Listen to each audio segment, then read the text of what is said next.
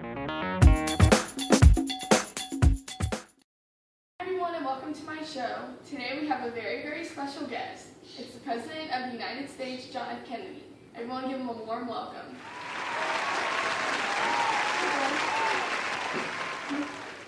Welcome to my show. I'm so glad that you could be here before you have to go to the parade today. Thank you for having me on your show, Leah. It's great seeing you. Now tell me, what was it like growing up? My life was pretty good. I was born in Brookline, Massachusetts on May 19, 1917. My parents moved around a few times, but other than that, my childhood was great. I went to Harvard and graduated in 1940. After I graduated, I entered the Navy.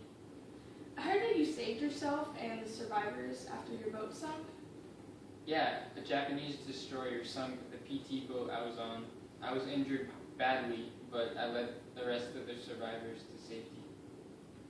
What did you do after you left the war? After the war, I became a Democratic congressman from the Boston area. In 1953, I advanced to Senate. I met Jacqueline Bouvier and married her on September 12, 1953.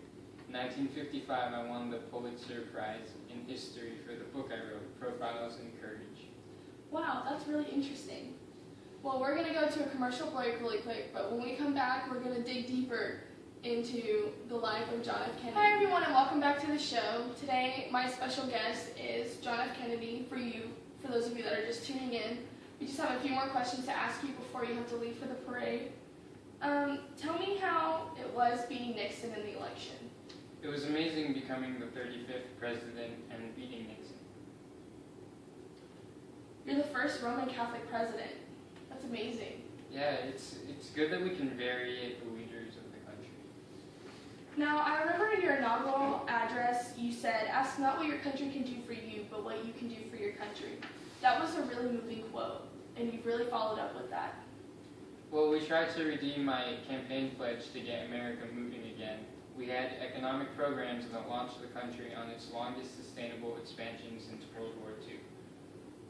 I have just laid plans for a massive assault on poverty and privation. I've taken vigorous action in the cause of equal rights, calling for new civil rights legislation. My vision of America extended to the quality of the national culture and the central role of arts and the Bible Society. I wanted to resume the nation's revolution of human rights.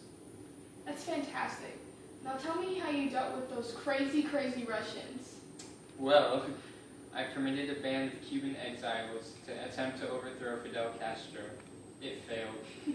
The Russians sought to install nuclear missiles in Cuba. When I found out about this, I imposed a quarantine on all weapons for Cuba. The Russians backed down and agreed to take the missiles away. That's great. Well, thank you, John, for talking to us today. Have a good time at the parade, and we hope to see you soon. Thank you for having me on the show. Well, that concludes this segment of my show. I'll see you all next time. Thank you.